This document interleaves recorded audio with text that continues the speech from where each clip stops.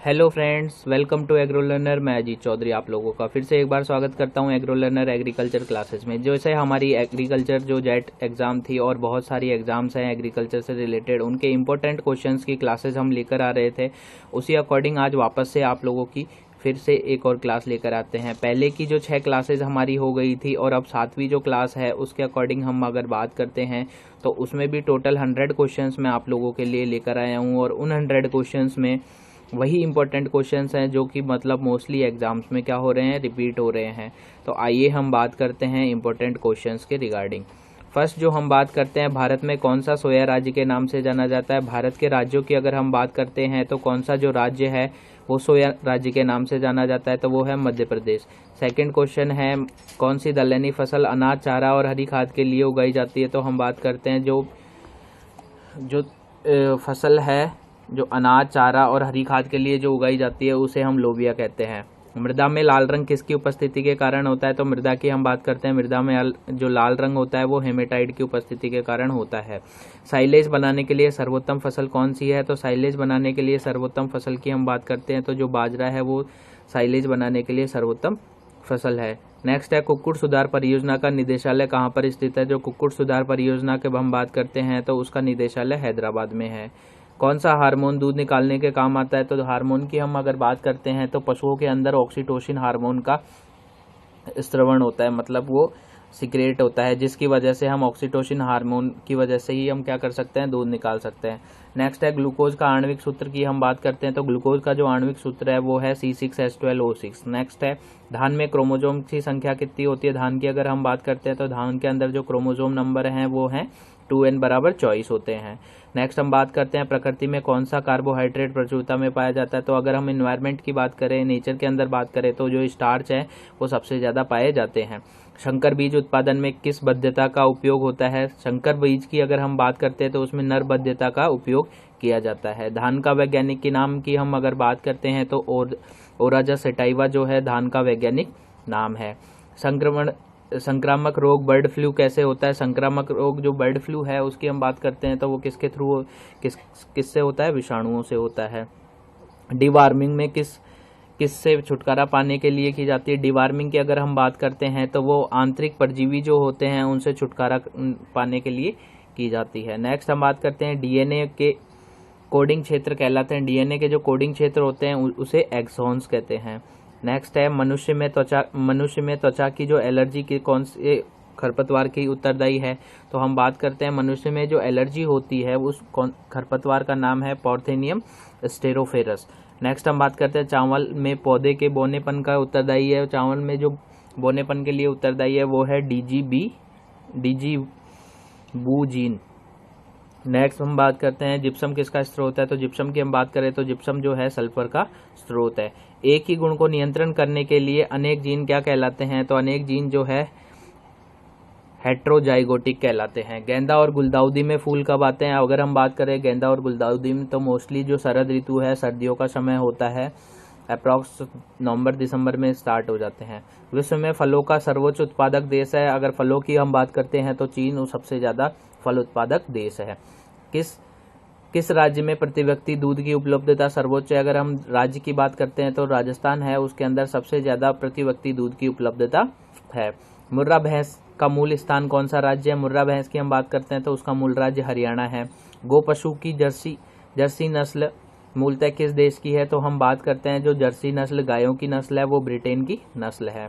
कौन सा उर्वरक नाइट्रोजन का सबसे सस्ता स्रोत है। तो हम बात करते हैं, यूरिया जो है उसमें बहुत ज़्यादा 40% नाइट्रोजन होता है और वो ही सबसे सस्ता स्रोत है। किस मृदा में न्यूनतम नमी बनाए रखने की क्षमता होती है। तो हम बात करें, जो बलुई मिट्टी होती है उसके अंदर न्यूनतम नमी बनाने की क्षमता होती है। नेक्स्ट हम बात करते हैं, किस प्रणाली की उच्चतर जल बचत क्षमता है। तो हम बात करें प्रणाली की, अगर हम बात करते हैं तो बूंद बूंद सिंचाई जो है उसकी उच्चतर जल बचत क्षमता है।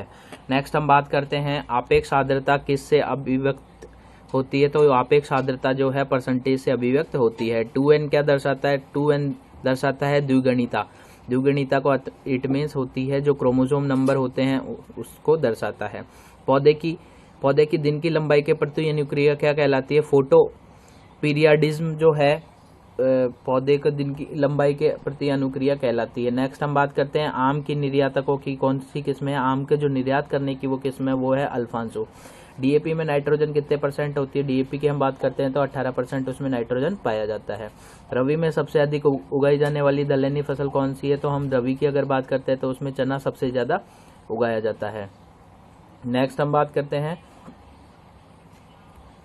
कृषि क्रियाओं के परिणाम स्वरूप उत्पन्न होने वाले मीथेन का मुख्य स्रोत क्या है? जो धान का खेत होता है उसमें सबसे ज़्यादा जो है मीथेन गैस उत्पन्न होती है। सरसों पर आक्रमण करने वाले माहू का नियंत्रण किससे होता है? सरसों में जो आक्रमण करता है माहू, उसका डाइमिथोएट से क्या करते हैं हम? नियंत्रण करते हैं। एंजाइम्स क्या होते हैं? एंजाइम्स की अगर हम बात करते हैं तो जो प्रोटीन होते हैं वही एंजाइम्स होते हैं। भारत की पहली अनुमोदित जेनेटिकली मॉडिफाइड फसल है तो हम बात करें तो जो भारत की अनुमोदित जेनेटिकली मॉडिफाइड जो फसल है वो है कपास। कपास के अंदर जो बीटी रोग लगता था उसके अंदर जो साइंटिस्ट थे उन्होंने बीटी कपास मतलब जो उसकी रोग प्रतिरोधक जो बीटी कॉटन है वो बीटी जो एक कीट था उसकी रोग प्रतिरोधक क्षमता बढ़ा दी जिससे उस फसल में जो है बीटी रोग नहीं लगता था। शालीमार उद्यान कहाँ पर है? शालीमार उद्यान की हम बात करते हैं तो कश्मीर में स्थित है। पर्णरंध्रों का खुलना किससे संबंधित है? पर्णरंध्रों का जो खुलना है वो किससे संबंधित है? पोटास से संबंधित है। नेक्स्ट हम बात करते हैं पर्णरंध्रों का खुलना किससे संबंधित है? पोटास से संबंधित है। पतझड़ी गन्ने की रोपाई किस महीने में की जाती है? जो पतझड़ी गन्ने हैं उनकी बुआई है वो रोपाई जो है अक्टूबर में की जाती है। ब्यूटाक्लोर क्या है? ब्यूटाक्लोर की हम बात करें तो वो एक शाकनाशी है। बुआई किसका एक मुख्य गुण है? तो हम बात करें संरक्षण जो खेती होती है उसका ही बुआई एक मुख्य गुण है। भारत का कहवा उत्पादन में अग्रणी राज्य कौन सा है? कहवा उत्पादन की बात करें तो कर्नाटक सबसे ज्यादा अग्रणी राज्य है। बहुचर्चित रोग ब्लास्ट किससे संबंधित है? तो बहुचर्चित जो ब्लास्ट रोग है वो धान से संबंधित है। सोयाबीन में प्रोटीन की % होती है। सोयाबीन की बात करें तो 42% सोयाबीन के अंदर प्रोटीन पाई जाती है। बंची टॉप रोग किस फसल से संबंधित है? जो बंची रोग है वो केले से संबंधित है। ट्रिटिकेल किसका संकरण है? जो ट्रिटिकेल है उसकी हम बात करें तो गेहूं और राई दोनों का संकरण है। पकने पर टमाटर का रंग किसकी उपस्थिति के कारण लाल होता है? टमाटर में जो लाल रंग पाया जाता है वो लाइकोपीन के कारण होता है। आलू का कृष्णकांत रोग किसकी कमी के कारण होता है? आलू का जो कृष्णकांत रोग है वो ऑक्सीजन की कमी के कारण होता है। लेग हीमोग्लोबिन में कौन सा तत्व पाया जाता है? लेग हीमोग्लोबिन के अंदर आयरन पाया जाता है। गेहूं बोने का उपयुक्त मौसम कौन सा है? गेहूं बोने के हम उपयुक्त मौसम की बात करें तो अक्टूबर नवंबर गेहूं का बोने की जो उपयुक्त मौसम है वो अक्टूबर नवंबर है। वन शोध संस्थान it means forest research institute कहाँ पर है? तो इसकी हम बात करें फॉरेस्ट रिसर्च इंस्टीट्यूट देहरादून में है। सरसों के तेल में सत्यानाशी के बीज की मिलावट से कौन सा रोग होता है? तो हम बात करते हैं हैपिडेमिक डॉप्सी जो रोग है वो सरसों के बीज में सत्यानाशी के बीज मिल जाने के अंदर होता है। कौन सा जल पौधे आसानी से प्राप्त करते हैं? तो हम बात करते हैं जो केशिका जल है उसे पौधे आसानी से प्राप्त करते हैं। राष्ट्रीय वनस्पति शोध संस्थान कहाँ पर स्थित है? तो हम बात करें राष्ट्रीय वनस्पति शोध संस्थान लखनऊ में स्थित है। भारतीय कृषि अनुसंधान संस्थान किस वर्ष में स्थापित किया गया? 1929 में IARI की स्थापना की गई।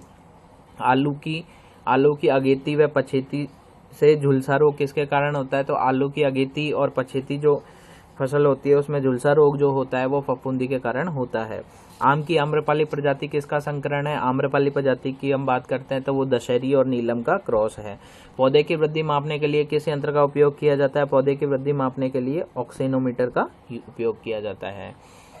सोयाबीन का उत्पत्ति स्थल अगर बात करते हैं तो चीन सोयाबीन का उत्पत्ति स्थल है। तंबाकू में कौन सा रसायन पाया जाता है? तो तंबाकू के अंदर निकोटीन पाया जाता है जिसकी वजह से ही हमें नशा होता है। भारत में धान की सबसे अधिक खेती किस राज्य में होती है? तो भारत में धान की खेती की अगर हम बात करें तो वो पश्चिम बंगाल के अंदर होती है। कपास की खेती के लिए कौन सी मिट्टी उपयुक्त होती है? कपास की खेती की अगर हम बात करते हैं तो उसके अंदर काली मिट्टी उपयुक्त होती है। फसलों में कौन सी फसल नकदी फसल के रूप में जानी जाती है? बहुत सारी फसलें हैं जो नकदी के रूप में जानी जाती है पर मोस्टली जो है कपास है उसको नकदी फसल ज़्यादा मानी जाती है। बीजों के अंकुरण में कौन सा कारक महत्वपूर्ण नहीं है? बीजों के अंदर हम बात करते हैं तो जो सूर्य का प्रकाश है वो महत्वपूर्ण अंकुरण के लिए नहीं होता है। अंगूर में कौन सा अम्ल पाया जाता है? तो अंगूर की हम बात करें तो जो टार्टरिक अम्ल है वो अंगूर के अंदर पाया जाता है। केंद्रीय आलू शोध संस्थान कहाँ पर है? केंद्रीय आलू शोध संस्थान की हम बात करें तो वो शिमला में स्थित है। चाय में कौन सा एल्कलाइड पाया जाता है? चाय के अंदर हम बात करते हैं तो कैफीन जो है वही पाया जाता है। चाय के साथ साथ कॉफ़ी की अगर हम बात करें तो उसके अंदर भी कैफीन ही पाया जाता है। मटर में मार्स रोग का क्या कारण है? मटर के अंदर मार्स रोग जो होता है मैग्नीज की कमी के कारण होता है। कृषि उपज के समर्थन मूल्य का निर्धारण कौन करता है? कृषि उपज के जो समर्थन मूल्य है उसको एग्रीकल्चर प्राइस कमीशन है वही समर्थन मूल्य का निर्धारण करती है। किस मिट्टी का स्थानीय नाम रेगुड़ है? तो हम बात करते हैं रेगुड़ नाम जो है वो काली मिट्टी का है। नूतन जलोढ़ मृदा किस नाम से जानी जाती है? नूतन जलोढ़ मृदा जो है खादर के नाम से भी जानी जाती है। धान की प्रसिद्ध खैरा रोग किसके कारण होता है? तो खान का जो प्रसिद्ध रोग खैरा है वो जो हम बात करते हैं जस्ते के कारण होता है। कपास अनुसंधान संस्थान कहाँ पर है? तो जो कपास अनुसंधान संस्थान है जो है मुंबई में है। नेक्स्ट है भारत में सबसे ज़्यादा कौन सी मिट्टी पाई जाती है? तो भारत में हम बात करें तो सबसे ज़्यादा जलोढ़ मिट्टी पाई जाती है। सिल्वीकल्चर के अंदर किसका अध्ययन किया जाता है? सिल्वीकल्चर के अंदर हम बात करते हैं वनों का अध्ययन किया जाता है। दलहनी पौधों की जड़ों में कौन सा जीवाणु निवास करता है? तो जो दलहनी फसलें हैं उनके सभी पौधों के अंदर राइजोबियम निवास करता है। केसर का सबसे अधिक उत्पादन किस राज्य में होता है? तो हम बात करते हैं जम्मू कश्मीर में होता है। भारत में हरित क्रांति के जन्मदाता कौन थे? तो MS स्वामीनाथन जो हैं भारत के हरित क्रांति के जन्मदाता हैं। स्वतंत्रता प्राप्ति के बाद भारत ने किस उत्पाद में सर्वाधिक प्रगति की है? तो हम बात करते हैं जो स्वतंत्रता प्राप्ति के बाद जो हमारे देश में गेहूं की कमी थी उसमें सबसे ज़्यादा उसने प्रगति की है। नाबार्ड की स्थापना किस वर्ष में हुई? तो हम बात करते हैं 1982 में नाबार्ड की स्थापना हुई। गेहूं का जो काला टीका रोग है किसके कारण होता है? गेहूं का जो काला टीका है वो फफूंदी के कारण होता है। पुरानी जलोढ़ मृदा किस नाम से जानी जाती है? पुरानी जलोढ़ मृदाएं जो है बांगर के नाम से जानी जाती है। काली मिट्टी का काला रंग किसकी उपस्थिति के कारण होता है? तो हम बात करें काला रंग जो है टिटेनीफेरस मैग्नेटाइट के कारण होता है और जो ह्यूमस जितना ज़्यादा ह्यूमस मिट्टी के अंदर प्रेजेंट होगा उसका उतना ही रंग काला होगा। सेंट्रल तंबाकू रिसर्च इंस्टीट्यूट कहाँ पर है? सेंट्रल तंबाकू रिसर्च इंस्टीट्यूट की हम बात करें तो जो राजमुंदरी में स्थित। क्षारीय मृदा के सुधार के लिए कौन सा रसायन प्रयोग किया जाता है? तो क्षारीय मृदा के लिए जो सुधार उपयोग किया जाता है वो है जिप्सम।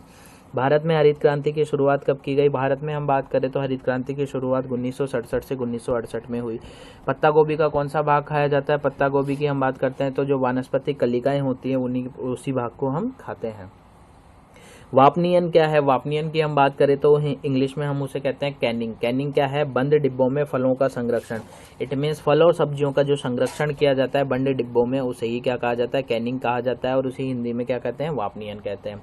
भारत में ठेकेदारी कृषि लागू करने का अग्रणी राज्य कौन सा है? तो हम बात करें सबसे ज़्यादा जो ठेकेदारी कृषि होती है वो पंजाब के अंदर होती है।